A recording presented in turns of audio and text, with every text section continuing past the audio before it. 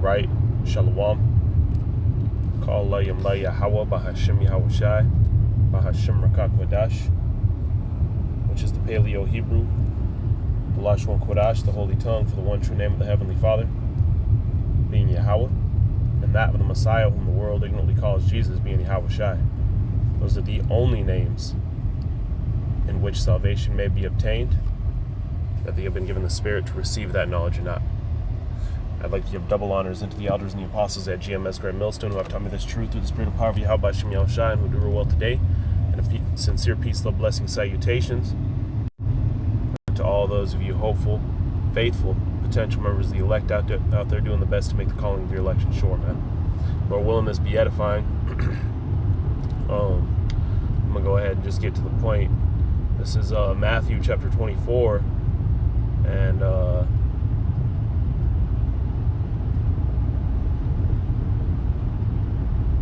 verse 23, it says, "Now learn the parable of the fig tree. When his branch is yet tender and putteth forth leaves, you know that summer is nigh." Right? So when you look at these different trees, you see, you could tell if it's going to be spring, if it's going to be summer, if it's going to be fall, just based off of the state of the tree, man. All right? Similar to predicting the weather, you see? And you see the headline, man. What's on the forecast is gloom. It's doom. All right, that's what's prophesied to hit this place, man. And you can see it as clear as day, just as you see a tree beginning to wither away due to it being fall. You see, you know that the winter's coming. You need to start preparing. You need to start, gearing up, man. And you certainly need to do so in a spiritual sense. All right, verse 33. "So likewise, when ye shall see all these things, know that it is near, even at the doors." Right? This thing is nearer than we think, man. Especially with, the things that are taking place with the politics right now and how stirred up the emotions of these people are. All right? They have these people right where they want them, man, on both sides. All right? Don't think that it's any way contrary, man, because the scriptures prophesy of this. Okay? So again, we know what's coming, man, and it's a time of doom. It's a time of great despair, and if you don't have Yahweh Shem Yahushai, then really you don't have nothing, man. All right? You don't have salvation. You don't have deliverance, point blank, period. All right? This is 2nd Ezra chapter 7. And I'll just jump to the point again, verse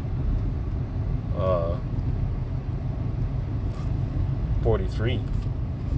It says, "But the day of gloom shall be the day of doom shall be the end of this time, and the beginning of the immortality for it to come." Right? So, hey, this day of doom is necessary, man. This day of doom is gonna what? It's gonna be the end of corruption, man. It's going to be the beginning of immortality. Going on, it says, verse 44, "Intemperance is at an end." So that's what doom is going to bring forth, man. An end of intemperance, meaning of you not being firm, you being wishy-washy, you being all over the damn page, right? Like the book of James tells you, man. "He that asketh wavering is like one that's tossed about to and fro in the sea. You aren't anchored." Well, that's going to be a thing of the past, man. The battle of the flesh is going to be over, man. It's already is over through the Spirit, man. The Lord already conquered that.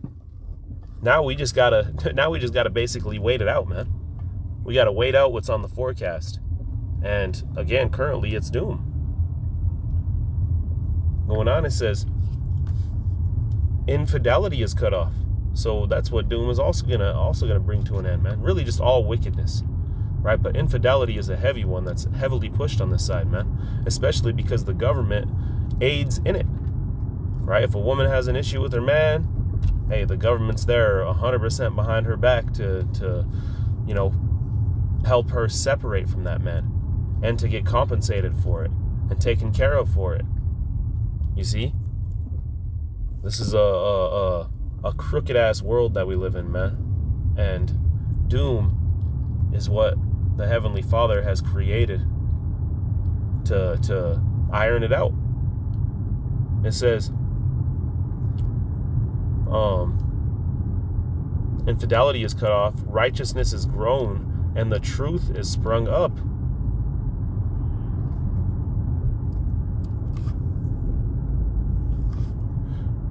Going on, it says, then shall no man be able to save him that is destroyed, nor to oppress him that hath gotten the victory. Hey, that's what the scriptures say, man. We got this grace period, so you could get right now, man. That's what a grace period is for. Because, hey, Loom Gloom is on the forecast, man. One of the brothers had mentioned that at camp. I thought it was very, very clever and very fitting for, a sit down, man. So yeah, man, that's what the Heavenly Father has set up for this place. All right, and again, we've been given a period. The Heavenly Father has so much mercy that He's given us a period in order to get right, man. Which brings me to my next precept. Let's go to the book of Romans.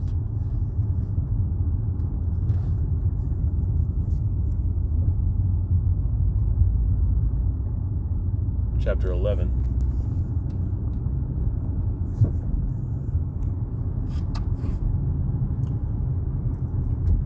This is Romans chapter 11 and verse 4.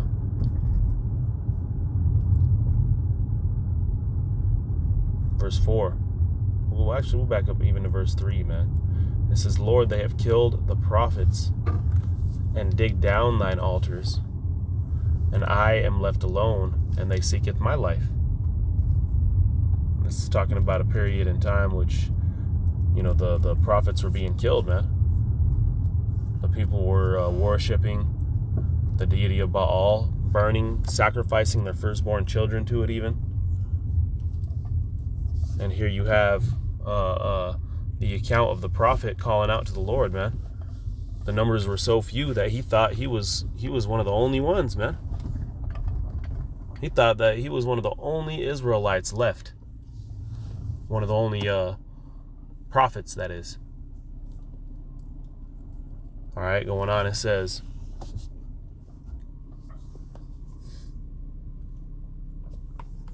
verse 4, but what saith the answer of God unto him? I have reserved to myself 7,000 watchmen who have not bowed the knee to the image of Baal.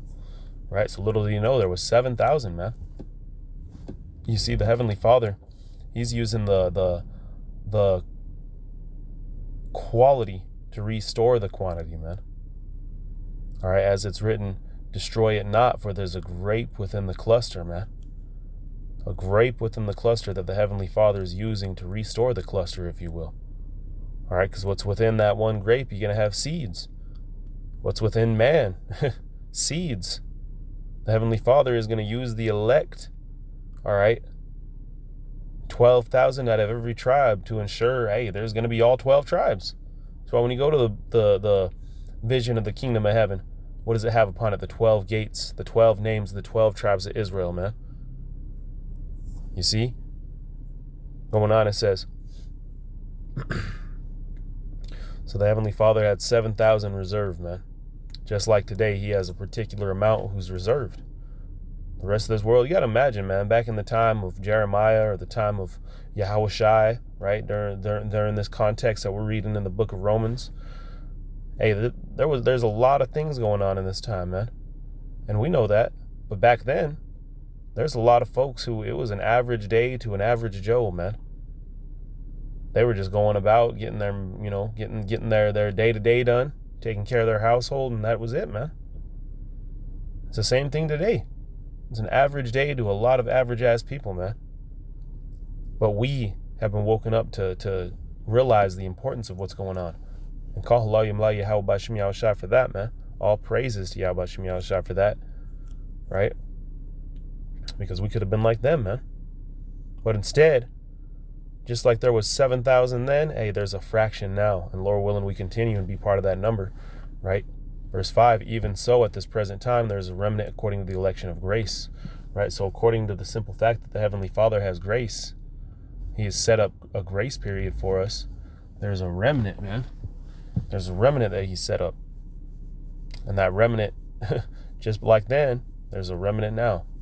Verse 6, it says, and if by grace, then it is no more of works. Otherwise, grace is no more grace. So, hey, if it's by grace, hey, it's not by anything you said or did. It's simply by the fact the Heavenly Father chose you. And if you don't understand that, you better go read Jonah, man. Going on, it says, but if it be of works, then it is no more of grace. Otherwise, work is no more work. Hey, but if it's of works, then it's no more of grace either. Now it's of your own works. You see? Honestly, this shows you the power of the Heavenly Father, man. He overcame. That's simply it, man. Verse 7, it says, what then? Israel had not obtained that which he seeketh for, but the election hath obtained it, and the rest were blinded, right? The elect have obtained it. The elect of Israel. Just because you're an Israelite does not mean you're saved, man. The fact that you're an Israelite means that what? You are in the grace period. You have an opportunity to rewire yourself, if you will, man. To wash yourself with the word, as we read in the book of Ephesians, the 5th chapter, man. Or as Yahushua told Nicodemus, to be reborn again. You see, we've been spiritually resuscitated, man. And these words was like the act of you being revived. And now we just got to continue until we're fully brought to life, man. Until we receive these laws written within us, man. Until the new covenant is fulfilled. All right? So with that being said, man, I'm going to go ahead and end it there. All right, we've been brought in this grace period, and you better get right, man. Because it's going to be too late. All right? There's a spiritual ark being built, and when that water comes, and in this form it's going to be fire, if you ain't in it, then that's your ass, man. Point blank, period.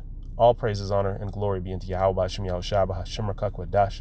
Double honors unto the elders and the apostles at GMS Great Millstone, and sincere peace, love, blessings, salutations unto all those of you hopeful, faithful, potential members of the elect, Lord willing, is edifying. All right, this is the Brother Gar. Until next time, Shalom.